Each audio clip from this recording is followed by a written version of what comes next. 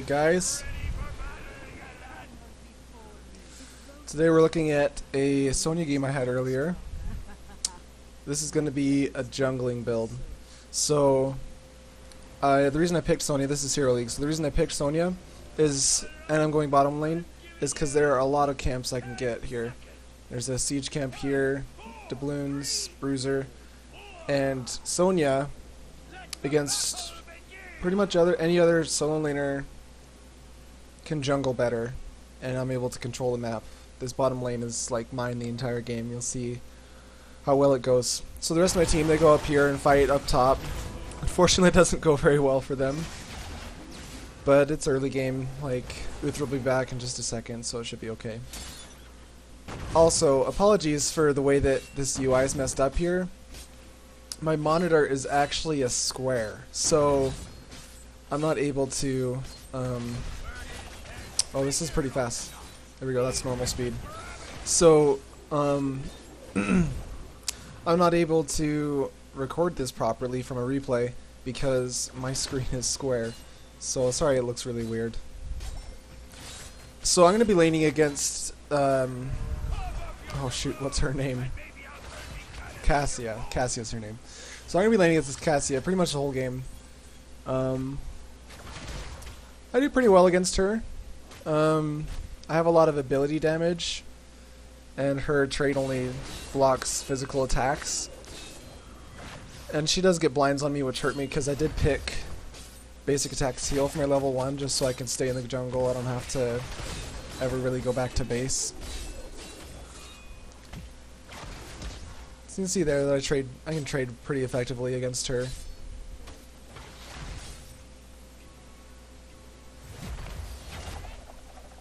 Whenever she comes in for the fend, I just step to the side. It's pretty easy since there's no crowd control with her.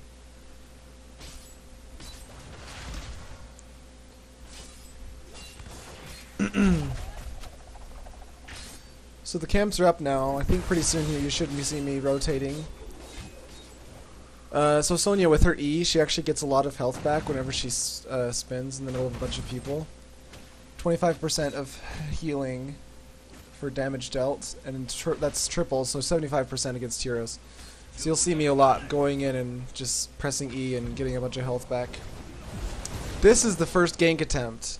That was actually really close. I'm lucky that he missed his abilities there and that his stun hit the minion. So here I don't have very much health, so I'm just gonna go in and hit this siege giant because I don't know if Kael'thas is still down there waiting for a gank or not, so I'm just gonna get the siege camp. Especially because my level 2, I went for Mercenary Lord. So what that does for me is when I'm standing near my own mercenaries, they get 50% more damage. And when I'm taking these camps, I'm only getting 50% damage from them. And that's also from minions out here. So this just helps me to do everything a little bit better. Yeah, you can see that they're bigger and have this glowing stuff around them. That means I'm close enough to them for them to get the Mercenary Lord buff. I did miss a wave of XP, which definitely could have been avoided, but I think coming out and getting these mercs were definitely worth it. Maybe I should have pinged up here and asked someone just to be here to soak while I was away, but it works out in the end.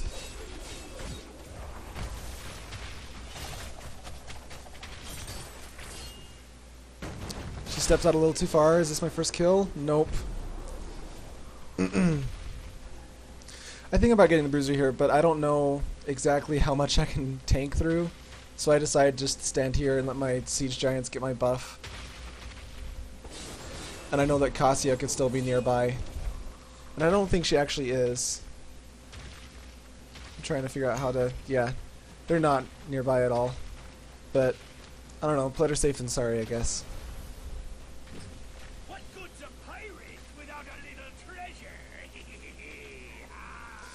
So right now, I don't see any of them on the map. I should be a lot more careful, but I decided to come and get this chest. Like, I only see 2 of them on the map. Anub'arak could be setting up for a gank. And there he is. He's setting up for a gank. And I'm lucky that I was able to get out of there and that Cassia didn't chase and follow after Anub'arak stunned me there. Their team definitely could have handled me a lot better. I didn't play very safe for most of this game, but I decided to hang out a lot more than I should have.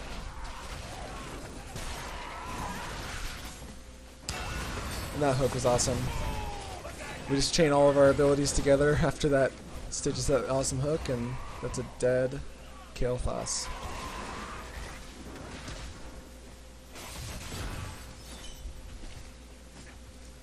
They're still trying to contest here. If they contest much longer, we can get another kill. So level 7 talent, I didn't go into that. I went follow through. After I use an ability, my next attack does increased damage, 40% additional damage. So that allows me, it kind of gives me synergy with my level 1 war paint. I'm able to get more healing out of my attacks, and I can use Seismic Sam all the time. And so, pretty much always I'm going to be dealing additional damage. You can see that here. Oh, I just went to myself right after that was done. I'm just going to wait for the siege camp to spawn again. And here I can show you how you jungle with her. So, with Sonya, your slam does splash damage, and so right here you can see I'm lining them up so I can hit both of them at once. And once I get one of them kind of low, I actually transition to the other one because I want to get most value I can out of my splash damage. So I move so I can split the damage between the two effectively and always be getting value out of my splash. And with that, we have enough coins to turn in again, and we're heading over. And we don't know where they are. We know that they just took the siege camp, and so they're close. But looks like we're going to be able to get our turn in time, especially since Kael'thas missed. We already got the coins in. There's no point in continuing to contest.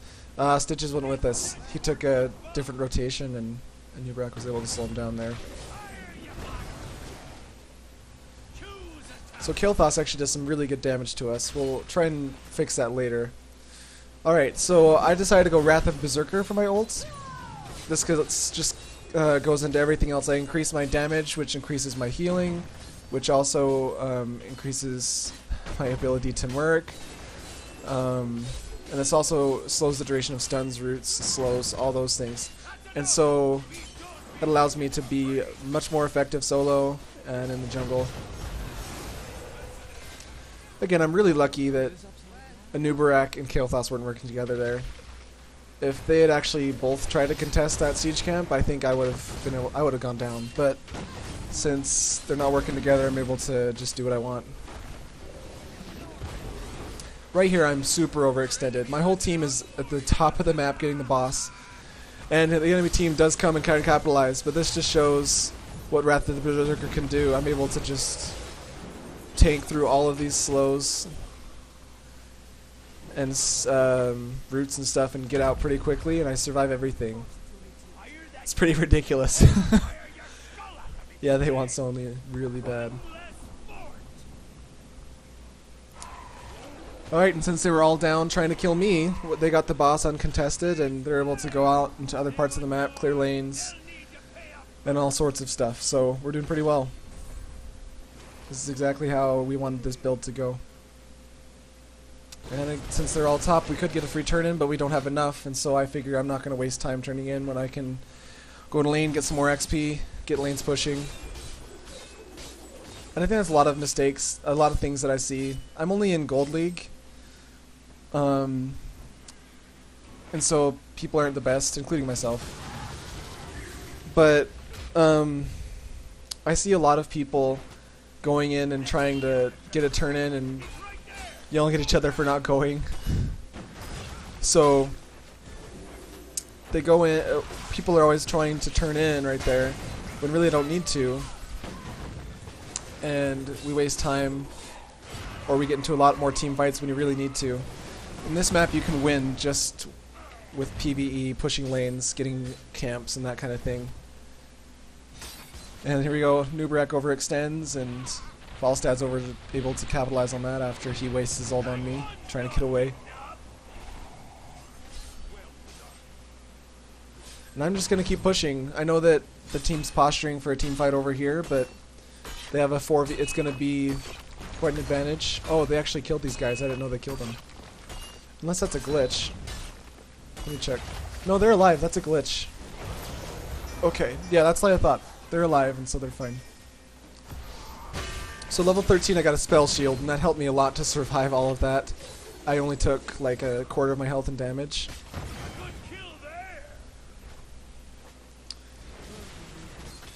And again, the team just wasn't together. They had 2 of them against just me, and I have Wrath of the Berserker up and everything that I need to stay alive.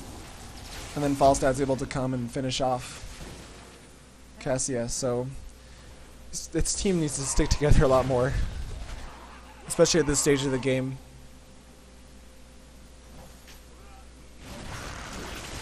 So I hear Stitches pop his ult, and so I'm heading up for a team fight. Turns out I'm not really needed. They're able to do it all without me, but I'm here just in case. And at this point we do have enough for a turn in, so we're going to look for that here now too. I was hoping that they'd be trying to get this camp and we could come in and gank them, but they're a little too smart for that. Cassia, though, is not too smart for that, and she just melts. Again, she was alone. So they need to group up, and this whole game would have gone totally differently. And I'm just going to stand by these mercenaries and get some more value out of my level 4. So how much does spell damage do? 50 spell armor. So you saw I just got hit by that kill Thas.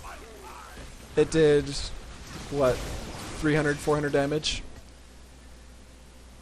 And at that talent tier, you can take a bunch of different things. It depends on the kind of comp you're up against. If it was a melee heavy comp I was up against, I'd probably go Life Funnel. But seeing as they have a lot of spell damage in Nazebo and Kael'thas, Spell Shield's a good pick. This is still broken. I don't know why it shows him as dead.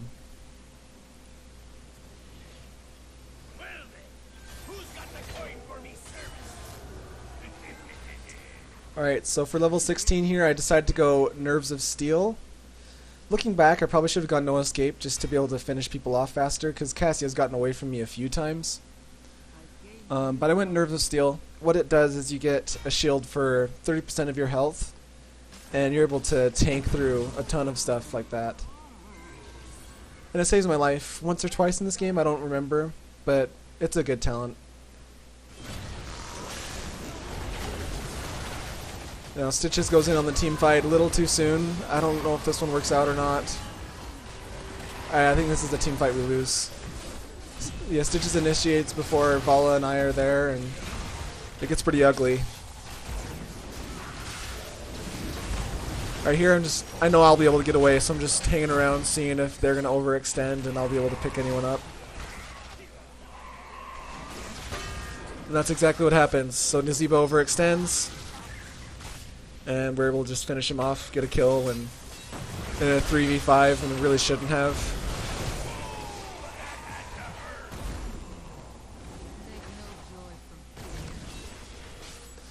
And you see I'm able to survive a lot there when using my shields, my Nerves of Steel, as well as spinning inside of them.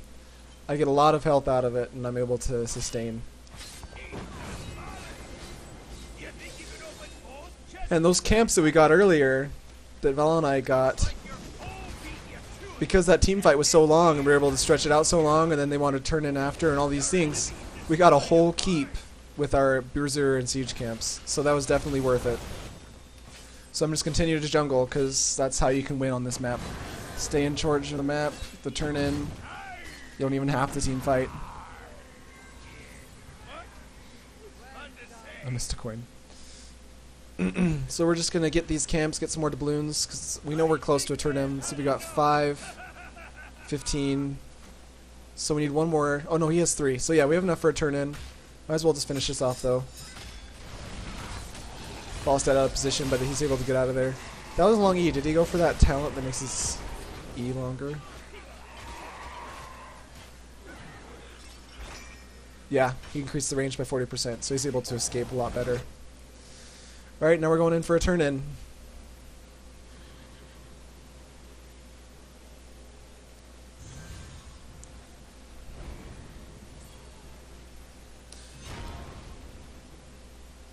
Looks like they're starting to posture for a team fight, but they're too split up. And I think they're going to pay for it. Anub'arak's trying to set up his team for a team fight, but his team's not around, so it doesn't work out at all. Again, I took a hit from that. My health didn't go down like at all. That spell shield is awesome against this team. And off of that, get 2 picks. I think we're able to just go for the victory here, and I think we do. Really good play. I mean, I didn't do that well. It's more that just they didn't punish me when I was out of position and trying to solo them. And that's it. We're able to just finish off the game with that.